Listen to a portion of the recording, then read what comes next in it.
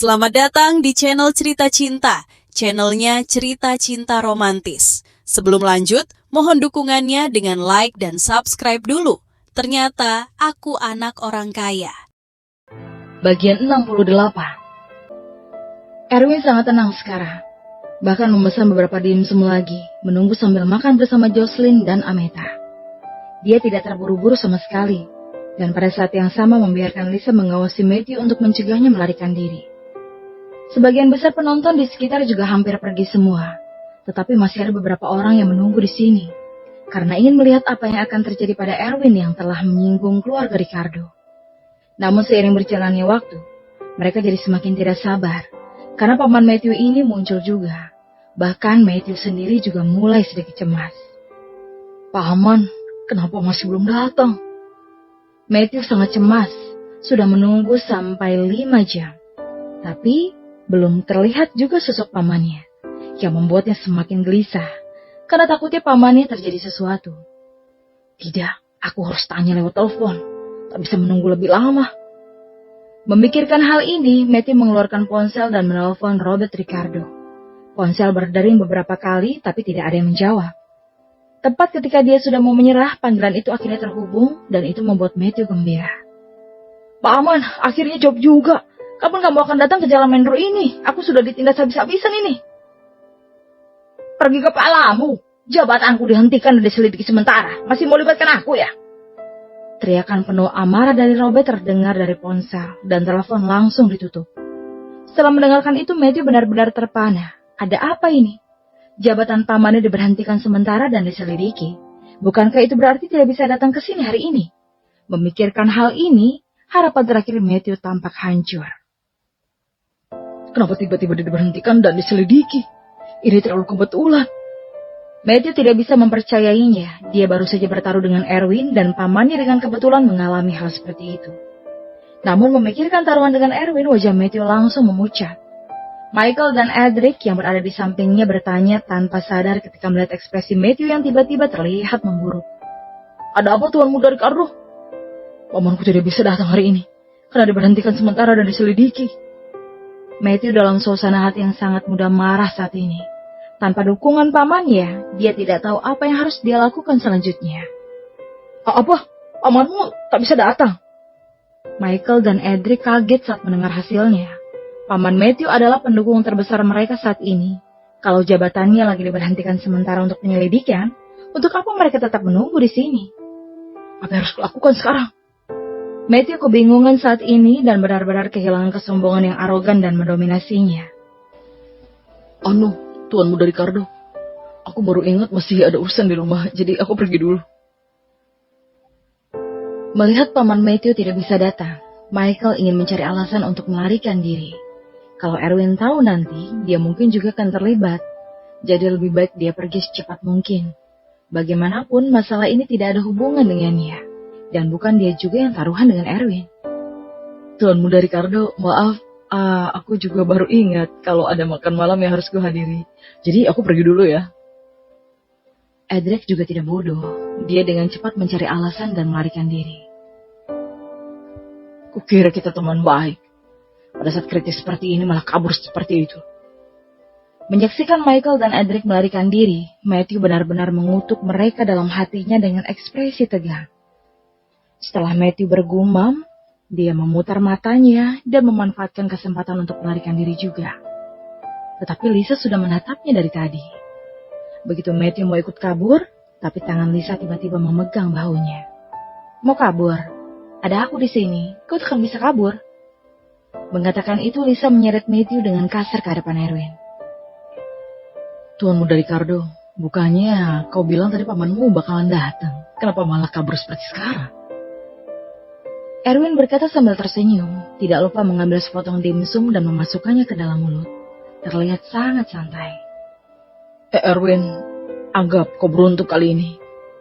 Matthew tidak lagi berdaya. "Karena pamanmu tak bisa datang, tanda tanganlah 3 perjanjian transfer ini," kata Erwin sambil menyerahkan 3 perjanjian itu kepada Matthew. Matthew sekarang serasa mau bunuh diri. Ketiga aset ini adalah aset yang paling berharga, yang setidaknya bisa mencapai 6 triliun. Mana mungkin dia rela kalau dirampok begitu saja. tapi dia berada di bawah kendali Lisa. Dia tidak bisa mengalahkannya dan tidak bisa melarikan diri. Sepertinya satu-satunya cara adalah tanda tangan. Tetapi dia tidak mau seperti ini. Dia tidak pernah menderita penghinaan yang memalukan sejak kecil. Erwin, kau seriusan? Gak takut balas dendam dari keluarga Ricardo kami? Kalau kau memaksaku tanda tangan 3 perjanjian transfer ini, aku akan membuatmu menyesal seumur hidup. Matthew berteriak dengan marah. Pada saat yang sama, ini adalah langkah terakhirnya. Dia ingin menggunakan kekuatan keluarganya untuk menekan Erwin. Tapi itu tidak terpengaruh sama sekali bagi Erwin. Kusarankan tanda tangan saja, atau kau tak akan kubiarkan keluar dari sini. Erwin mengancam ringan, tetapi nadanya tak terbantahkan. Keluarga Baxter dari ibu kota saja dia tidak takut, apalagi keluarga kaya lokal ini. Begitu selesai berbicara, genggaman Lisa makin erat pada Matthew, yang artinya sudah jelas. Oke, akan kutanda tangan. Matthew menahan amarah dan bersumpah dalam hatinya untuk membalas penghinaan ini 10 kali lipat ke depannya. Setelah meraih pena, dia menandatangani 3 perjanjian tersebut. Bagus. Kamu sudah boleh pergi sekarang. Erwin tersenyum sedikit. Dia tidak menyangka datang sarapan di sini bisa memanen 3 aset berkualitas. Ini tak terduga. Anggaplah kau menang kali ini, Erwin. Dan kita lihat nanti. Setelah Matthew meninggalkan kalimat ini, dia pun pergi dengan tatapan dendam. Tapi apa yang terjadi sekarang membuat penonton di sekitarnya tercengang. Di mata mereka, Matthew adalah putra dari keluarga Ricardo. Salah satu dari 4 keluarga besar di kota Bandung, dan pemuda berpakaian murahan itu tak jelas anak miskin. 2 orang dengan kesenjangan identitas yang sejauh itu. Tapi hasil akhirnya dimenangkan oleh anak miskin itu. Ini luar biasa sekaligus mengejutkan mereka. Matthew pergi begitu saja. Di mana pamannya? Kamu gak dengar? Jabatan paman Matthew diberhentikan sementara untuk penyelidikan. Jadi tidak bisa datang. Kalau tidak, mana mungkin dia menyerah. Seriusan, Robert Stewart diselidiki pada saat seperti ini? Itu jelas rugi banyak sekali.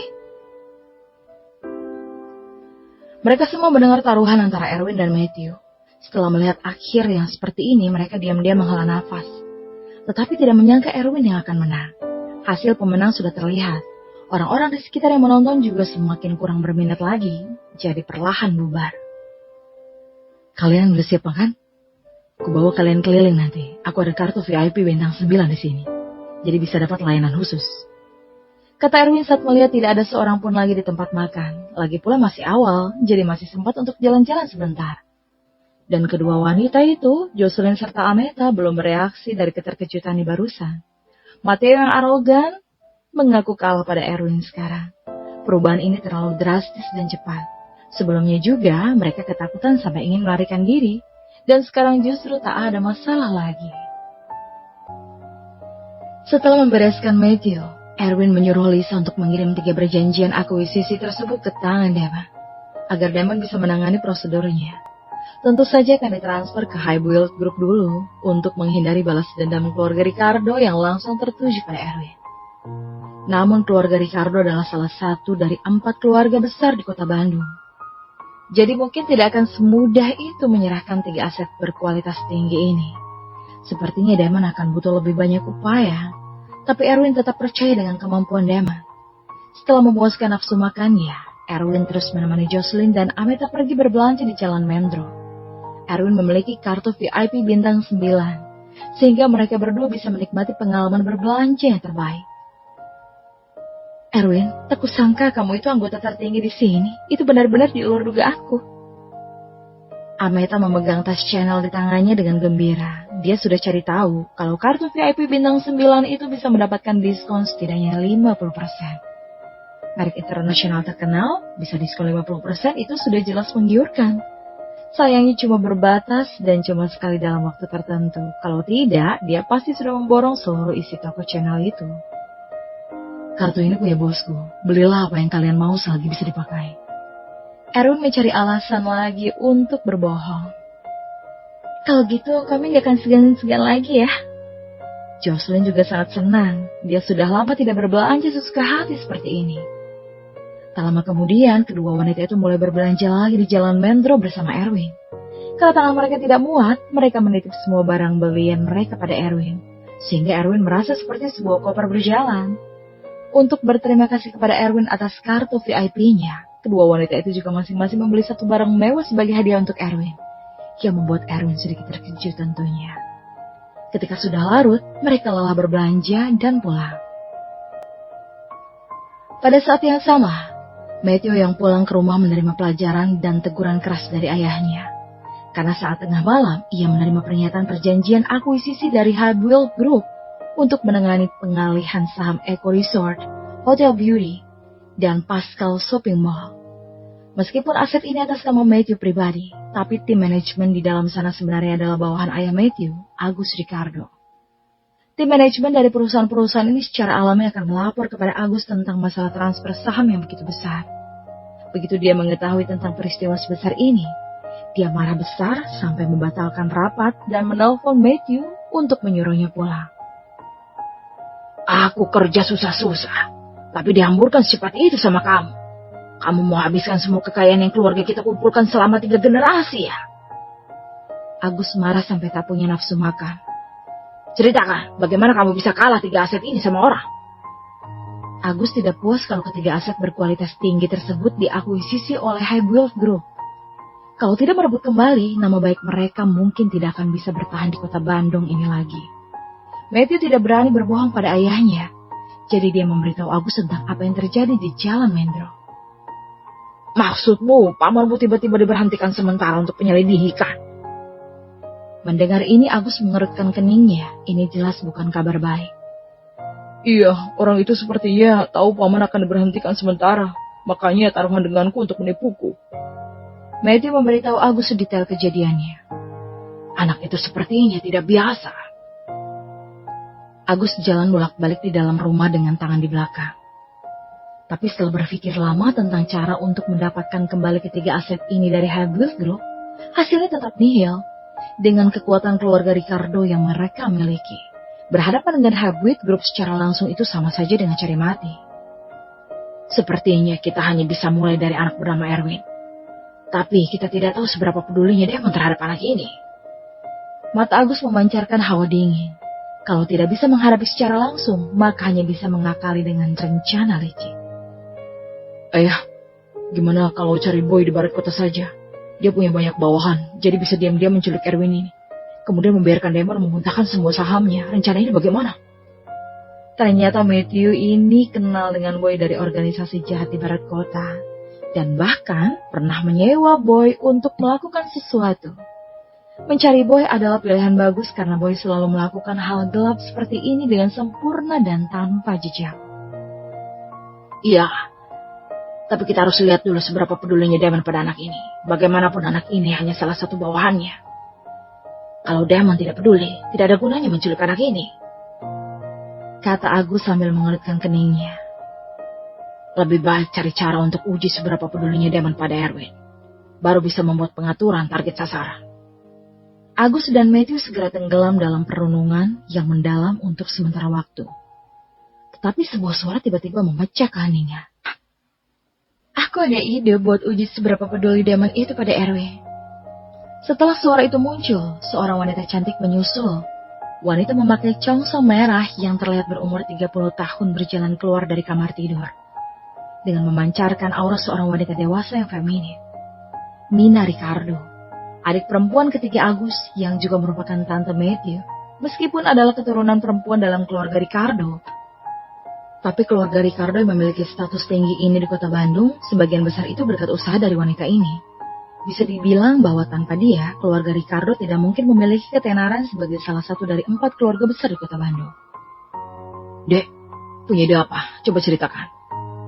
Melihat kemunculan Mina, Agus baru ingat kalau adik ketiganya ini yang paling mahir dalam merencanakan hal semacam ini. Aku butuh foto Erwin, dan aku juga perlu tahu pakaian seperti apa yang sering dia pakai. Kata Mina dengan ringan. Dia hanya pakai kaos putih biasa, jelas beli di warung pinggiran jalan lah. Dilihat aja udah tahu barang murahan. Kalau fotonya, aku punya cara. Tapi dia ada di tempat makan dimsum Jalan Mendro. Dan tempat makan itu kebetulan ada CCTV. Paling nanti pakai sedikit uang, udah bisa dapat rekaman video anak itu. Kata Matthew setelah berpikir sejenak. Ternyata otaknya lumayan pintar di saat-saat seperti ini. Bagus, kalau begitu dapatkan secepatnya. Mina mengangguk, merasa keponakan tertuanya ini lumayan pintar pada saat kritis, dan segera berkata kepada Agus. Kak, Damon itu lagi buru-buru urus perjanjian transfer saham kan? Kamu bilang aja sama dia. Kalau kamu mau, dia datang ke ruang konferensimu untuk berbicara secara langsung, baru kamu setuju untuk menjalani prosedur pemindahan sahamnya. Oke, aku akan membuat janji dengannya. Setelah mengangguk, Agus bertanya lagi dengan sedikit penasaran. Lalu apa selanjutnya? Apa ada hal lain yang harus kulakukan? Tak perlu. Ingat, buat janji ketemuannya lusa saja. Kalau tidak, rencanaku mungkin tak akan sempat. Dan saat hari ketemu nanti, aku mau ikut. Rasa dingin terlintas di mata indah Mina. Tak masalah, kalau gitu semuanya sesuai rencana adik ketiga saja. Agus masih sangat percaya diri pada adik ketiganya itu.